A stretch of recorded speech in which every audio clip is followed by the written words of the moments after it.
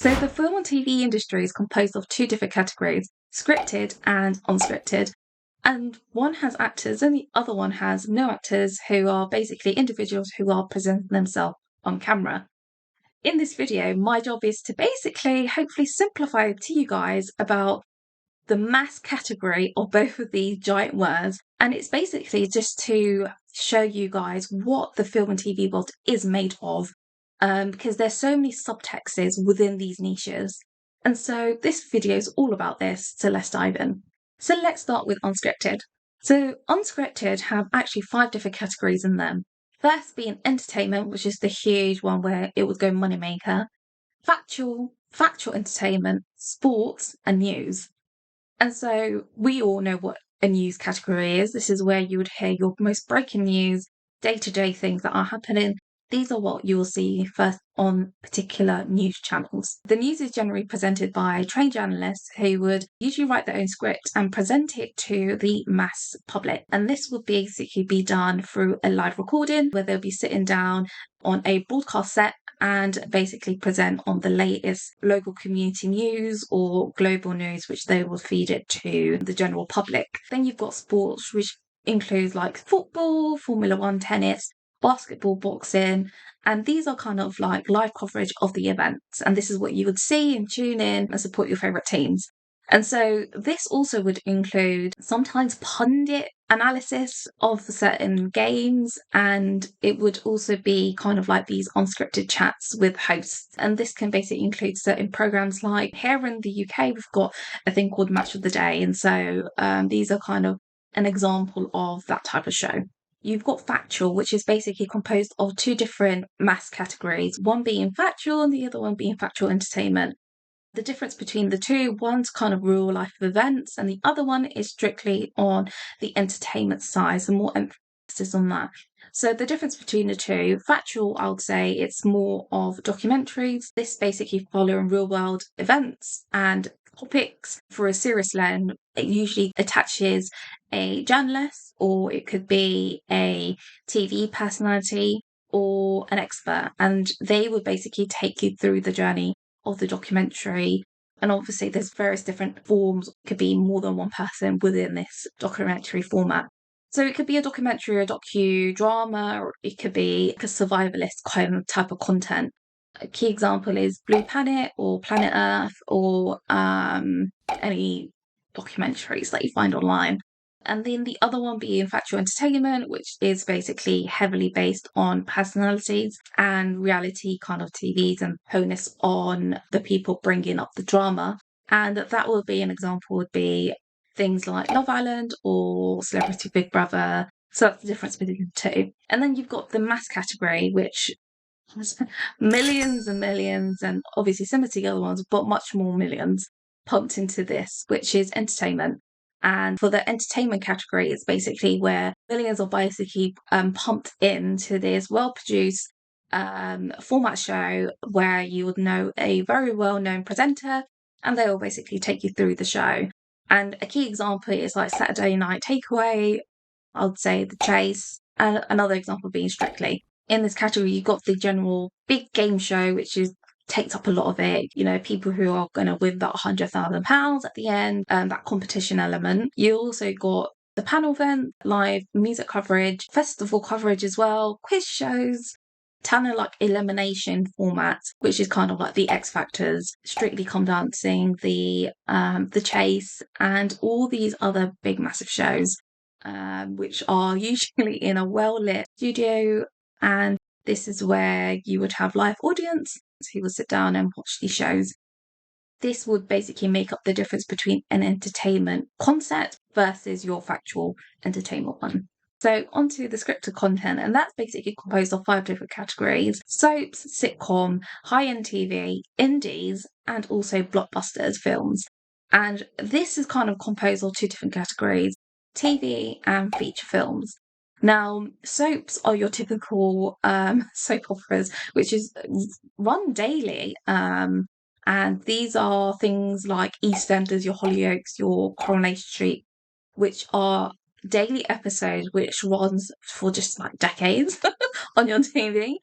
And so they're just basically story narrative, and it's just there to be consumed every day.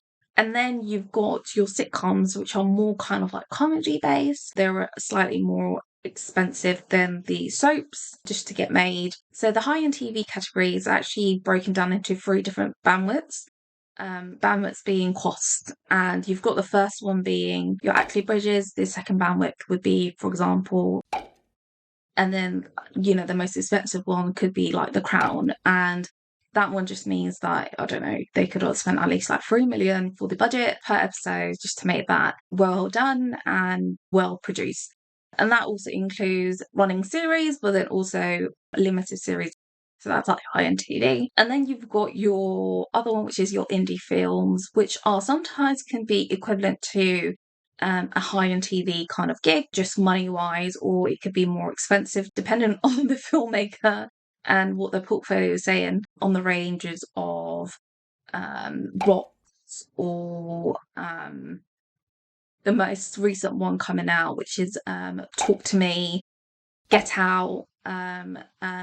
A lot have been actually done by A24 Studios, which are quite known when it comes to making indie films. And then you've got your blockbusters, which are your Marvels, just dominating the scenes, or you've got those big action adventure films, which the names are just endless. And these ones are at least within 100 mils, 200 mils above, just X amount of money that they will throw money on to get these films done. My story, when I joined the industry, I had to quickly figure out which one of the two I wanted to work in. Did I want to work in scripted or unscripted television, or films? Films being the scripted world, only in the scripted world. The one job that you get with the unscripted world, the more you will get, just because the one person that you met, they will get you more of the jobs there, or if you spend 2 days with there, sometimes the similar production company will work on another show and they will ask you to come and work on their show. And so sometimes you eventually find yourself stuck in particular categories. What you'll typically see anyways when you're working in the industry is the people who work in the scripted world, they rarely move to the unscripted world, and vice versa. You'll not see unscripted people come into the scripted world. It can be done. It's not saying that, oh, you're stuck in this world. No, you can make that move, but it's quite rare.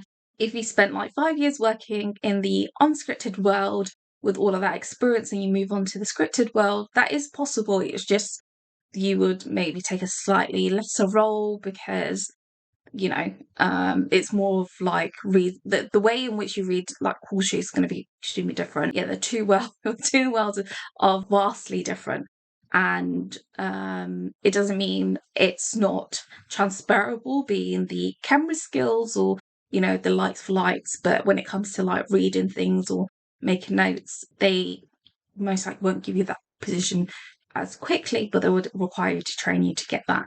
I'll say if you have no idea what you want to do, either the two category, I'll just say get your foot in the door at least. Once you get your foot in the door, then decide which of these two things you want to do. I think naturally, when you spend X amount of years working in the industry, you naturally decide on what you enjoy and do not enjoy. Especially when it comes to being physically demanding, it was just too much taxing for me. Therefore, I would take maybe a different role, but within the same sector, i.e., maybe production isn't it, post production is more me. I prefer those hours because it's a 9 to 5 job, or 9 to 6 job. That's what kind of works for my lifestyle. So that's what you'll eventually figure out. So the most important thing is just to get your foot in the door, and you will figure those things out. And then I will also add the difference between the scripted and unscripted from a crew member's point of view is yes, every skill that you've gained in different type of jobs can be transferable. I think it's more of the aspect of prepping for that role. I'd say if you get someone from the unscripted world to a scripted world and you hand them a script, you can assume and work things out, but it's different from someone who's been working on the project or been doing this role for, I don't know, 5 years or X amount of years. and knows like the ins and out and like, you know, the little tiny details that they need to be aware of, and also vice versa, like the unscripted world, the prepping that you need to do, just even like the notes, just the labeling aspect of it, and also maybe the prep work, the interview styles and how you approach the two different things are quite different. But yes, it is transferable, I'd say. But I think the more you do scripted content or the more you do unscripted, like people usually tend to stick to that world because they love it.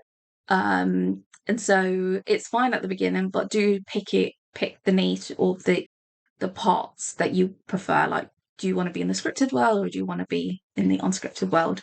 And, you know, take more of those jobs so then you can like establish yourself in those scenes. And that is it. That is it, guys. I would do a separate video listing the various different roles and basically the hierarchies for each of these two big categories. And the only reason I have it listed in this video is just because it's a lot to take away for both of these. I'll give you a quick example. Like, you get a shooting producer director in this unscripted world, you will never get that in the scripted world, just because you would have a whole DOP who would take that creative aspect. But yeah, I'm happy to break down the various different roles for Clarity, and also I need to make sure that I know there are a few like new roles that pop up here and there to make sure that is also included. So when I package it to you guys, it's extremely simple, like I did earlier. So yeah, if there's any questions you guys have or you want to see any roles that you think, oh yeah, mention this, just to make sure that I've listed everything, do give a like if you found this video helpful. So yeah, that is it from me, and I will see you guys in the next video. Take care.